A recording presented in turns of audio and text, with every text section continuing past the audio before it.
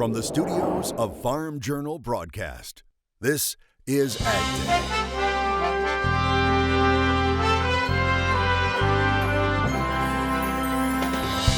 Tariffs are set to start. We'll talk about the impact, rice conditions, and acreage in the South.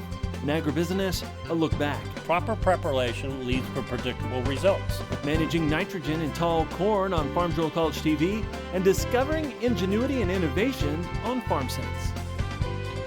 AgDay, presented by the Chevy Silverado. High-strength steel for high-strength dependability.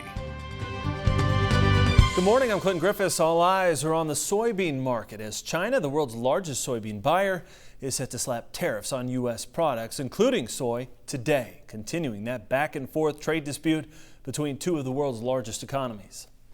Both the United States and China expected to place duties of 25% on roughly $34 billion worth of products. Chinese customs saying it won't make the first move, instead waiting to implement tariffs until midday, hours after the U.S. plans its duties on China. Now, according to Bloomberg, Chinese companies are preparing to cancel most of the remaining soybeans they committed to buy from the U.S. through the end of August. USDA says China has yet to take delivery of about 1.14 million metric tons of U.S. beans this marketing year. And while the ag industry is nervous as markets fall in China, some economists believe Beijing may have miscalculated the pain the tariffs would inflict on the country's exporters' already razor-thin margins. If a total global trade war breaks out, if the EU gets included and we see a lot of tit for tat, the Chinese have concluded that it might drop global trade with 70%. And that will affect not only their economy, but it will also affect their national security. Because China needs energy, they need food, and they're doing domestic reforms now to become more dependent on the global markets. That's why you will see a much more active Chinese foreign policy and backing of a multilateral system. It might not be the same as what we see today. Now, more tariffs are a possibility. The Trump administration taking comments on an additional $16 billion of Chinese goods and also threatening tariffs on roughly $400 billion in Chinese products. That would be up to 90% of the goods China ships to the U.S. if China continues to escalate. Now to the south, it's been one day since Mexico placed its second round of tariffs on almost $3 billion worth of U.S. goods in response to President Trump's tariffs on steel and aluminum. The list targets U.S. ag goods like apples, cheese, and orange juice. The second wave also including additional tariffs on U.S. pork. We have record pork production in this country. We have 5 new plants over a 2-year period coming on stream. And why? Because of trade. Basically, most of the opportunities now are outside the U.S. I mean, you better believe we want to sell more pork in the USA right now, but our opportunities are overseas. We got a record amount of pork. Now we're being squeezed. It's a difficult situation to be in. Most of the products during this second wave will set tariffs between 15 and 25%. Also out of Washington, the president tweeting late Thursday that EPA Administrator Scott Pruitt has resigned. The president announcing the news via Twitter saying, quote, "Within the agency, Scott has done an outstanding job, and I will always be thankful to him for this." President Trump says the Senate has confirmed EPA Deputy Andrew Wheeler will assume Pruitt's role on Monday. Now, Pruitt's tenure at EPA has been two-sided. Under his leadership, the agency sought to roll back the waters of the U.S. rule, but recently, RFS waivers and questionable spending has made him a target on Capitol Hill. Switching gears to weather, the latest drought monitor showing only minor changes in the last week. Parts of West Texas, Missouri, Arkansas, Louisiana seeing dryness expand. The panhandle of Texas, Oklahoma, and the northern plains seeing improvements in the last week. About 3/4 of the state of Texas is at some level of dryness or drought right now, and those conditions are weighing heavily on the financial outlook. The Federal Reserve Bank district in Dallas releasing its second quarter agricultural survey. That district also includes southern New Mexico and southern Louisiana. Bankers say the lack of moisture continues to put pressure on pasture grazing for cattle in many regions. Hay inventories were reported as being low.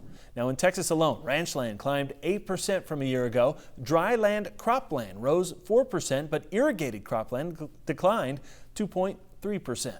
USDA's planted acreage report showing U.S. farmers planted 2.8 million acres of rice this year. That's up about 400,000 acres from a year ago. Arkansas leads all states with 1.3 million acres. Now, Monday's crop progress report from USDA showing 71% of the nation's rice crop is in good to excellent condition. Another quarter's fair. Arkansas is the top rice producer. 64% is good to excellent in that state. Rice producers in Louisiana have had 3 difficult growing seasons in a row, but right now, this year's crop is looking good. In this video provided by the LSU Ag Center, Craig Gautreaux looks at the crop condition, plus a look at some new varieties. For the past 3 harvests, rice yields have been lower by as much as 20% in some regions of Louisiana. But even though it got off to a slow start, this year's crop is poised to be an excellent one. I think the yield potential of this year's crop in Louisiana looks very good. A lot better than what we've seen in the past 3 years, where we've seen some really challenges here in Louisiana.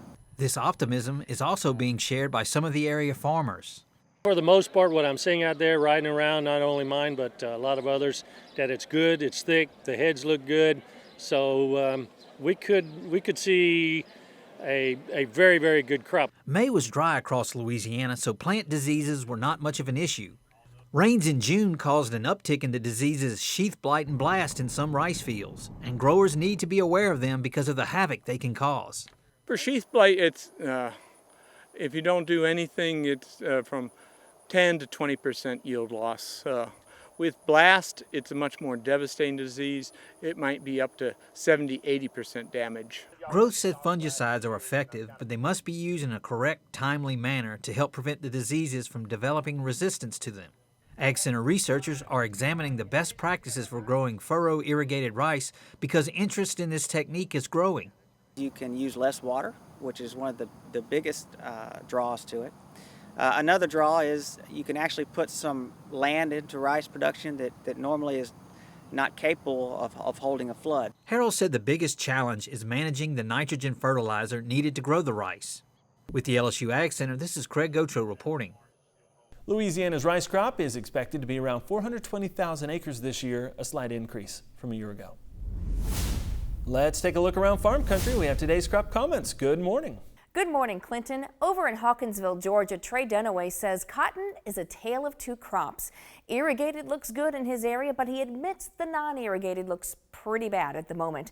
Trey says his area may be one of the only spots which has not received enough rain for his liking. Trey says his non-irrigated cotton needs that moisture soon to make it grow. The U.S. Drought Monitor says none of Georgia is considered in a drought. And here's a sight you don't see every day in Redwood County, Minnesota. Zach Sturm drove by and took a picture of the flooding. He believes this is 11 inches of rain. Now, Zach's farm is 10 miles north, and he received nearly 3.5 inches. Again, the U.S. Drought Monitor showing very little of Minnesota is abnormally dry, roughly 12%. Let's take a look at that wind speed forecast. It's mainly in the northeast that we'll have to worry about, and of course the southwestern, the far southwestern parts of the United States that we'll have to worry about early on. This afternoon we start to see things picking up into the plain states and into the northwest. Things quiet down for most areas into the overnight, but as we head into your Saturday, we'll really have to watch especially areas in the northern plains and into the upper Midwest. That's a look at some of your national forecasts. More on the way, but for now, here are some hometown temps. AgDay, brought to you by new Delaro fungicide for corn and soybeans. Achieve personal best yields.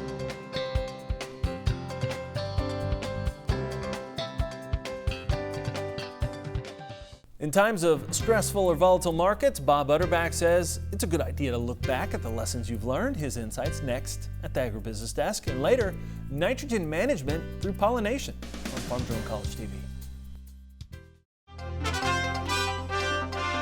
And agribusiness markets kicking back into action Thursday. After a break on Wednesday, let's see how things traded from the floor of the CME in Chicago. Hog futures continue to trade at a big discount to the cash market, and rightfully so. Number one key bearish force, Mexico, is adding to their tariffs on U.S. pork today, going from 10% tariff to a 20% tariff. China, if the trade war escalates into the July 6th deadline, which is tomorrow, will add another 25% tariff on the U.S. pork. That will drive total tariffs up to 88% for China bringing in U.S. pork. Soybeans do not look cheap if trade wars accelerate into tomorrow. First of all, the number one factor, export pace, already slow for soybeans, and China is threatening to add another 25% tariff on U.S. soybeans on July 6th. Thank you. This is Terry Rogensack coming to you from the CME Group trading floor. Bob Utterback Marketing, our guest here at the Agribusiness Desk. Bob, as we start to break down the last few weeks, there's been really some dynamic days that we've seen. Are there any takeaways or any lessons that you've learned? And you've been doing this a while. First of all, you get a stress reliever. You know, I got my little thing here. You do that instead of hit the dogs. Yeah. But planning, proper preparation leads to predictable results. And if you don't plan where you want to be, how are you going to get there? And, you know, we know the fall lows, August, September, October is when you should be buying corn. And April, May, June, July is when you should be selling corn. But when you get to April, May this year, we got really bullish because everybody got bullish because of weather uncertainty. We got to 425 corn, and it looked like it was going to the moon on Memorial Day weekend, and she turned, and then the rain came up through that storm center going out East Coast, came up to the Mississippi Valley, and the trade tensions intensified, and we fell apart. So the moral of the story is, increasingly, I think that violence is going to be a way of life for us. And when the market gives you a fair profit, you got to take it, but you got to do it in a style that gives you flexibility to react, which means that's the cornerstone of the sell and defend. Sell it in the cash and waiting till you need it is going to be difficult. And now, where the great opportunity coming now is this fall, between August and I think early, because there's several millions of acres in the northern Corn Belt that are behind schedule, they're wet, and if we get a little heat here and get a little stress, September could be very violent in reference to reacting to crops not as good as much as anticipated. So I would, between mid-August and say probably mid-September, be wanting to get my feed hedges in place, any reownership of corn sold off the combine, or speculatively accumulation, especially if I can buy it below the cost of production that a producer out there in the field can buy.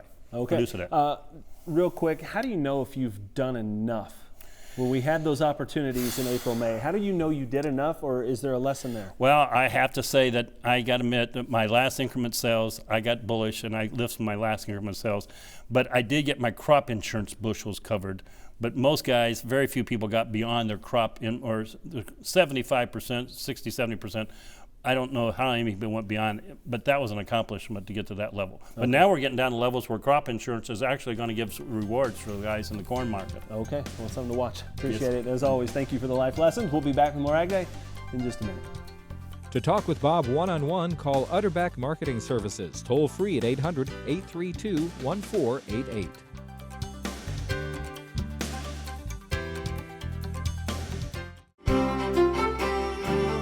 Welcome back to Ag Day. Meteorologist Cindy Clausen in for Mike Hoffman today. And Cindy, as we look at the drought monitor, really not a lot of change this week. Some, but not much. Yeah, not much. We really are concentrating on much of the southwestern quarter of the country. Let's take a look. And we continue to see exceptional drought, especially over around the Four Corners region. It has been extremely dry. In fact, a lot of the west is on the dry side. We continue to see extremely dry conditions in much of Texas, heading into parts of the Plain States, and even into some of the Corn Belt, some of the western Corn Belt, seeing some dry conditions there. So as we get into the next month or so, we're going to start to see a little bit more moisture, some of that monsoonal moisture in the southwest, but it's going to take a lot to really knock down that drought. All right, here's a look at your forecast as we head through the day today. Couple of main players. One is going to be this cold front that's going to be sinking southward. The other one is this high pressure that's going to bring some pretty nice weather as we head right on through the weekend for much of the Corn Belt. As we put this into motion, you'll see that cold front sinking even further to the south. High pressure settles right over the Great Lakes,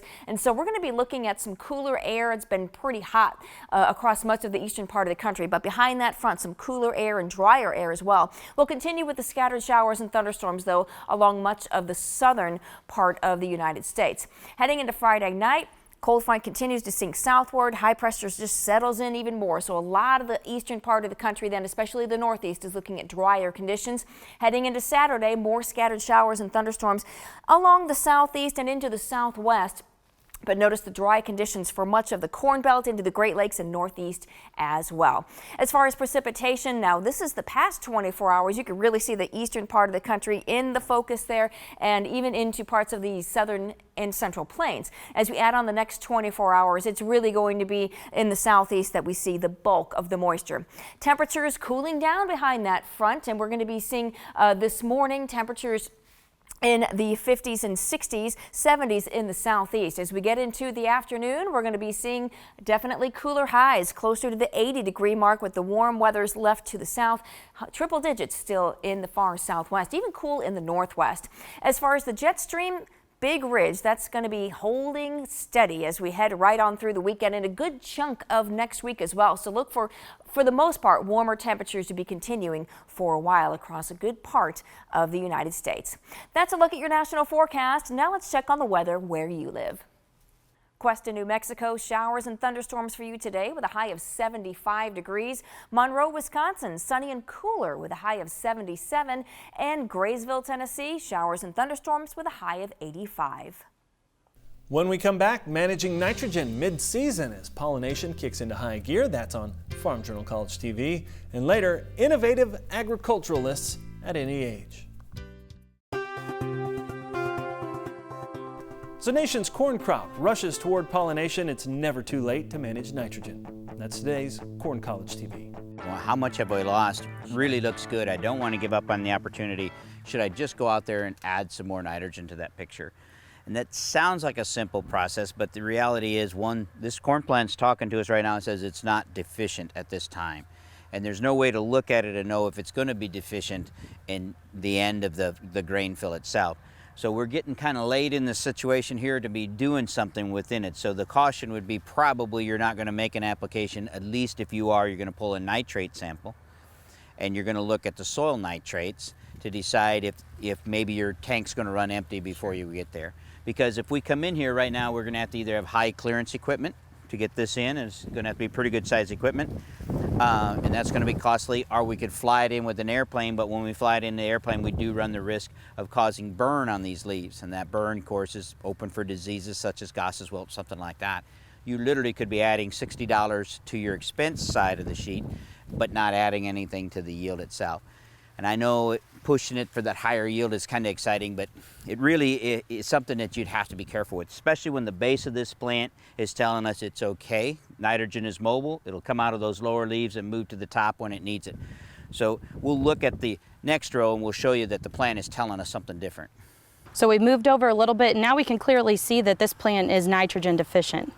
Correct. So we're looking at this plant, and the lower leaves, most of them are already gone. They've been cannibalized. The plant is off in color. This plant is talking to us. It's in trouble right now, and it's trying to get pollinated. Most likely, it's not going to have enough nitrogen to finish it. I'd like to have my nitrogen on the week before, no later than the week after pollination. So we'd have to react pretty quick here. I would still pull a nitrate to decide how far off it is, and then I would make the application accordingly, but it would need to happen pretty quick. In this case, if you had high clearance and you could dribble it down here at the base, that'd be a good thing. But either way, you need to get some nitrogen on here because we're starting to really give up yield in this situation. All right, thanks. When we come back, creative solutions for farm life. It's a Friday Farm Sense after the break. In the Country, brought to you by Kubota.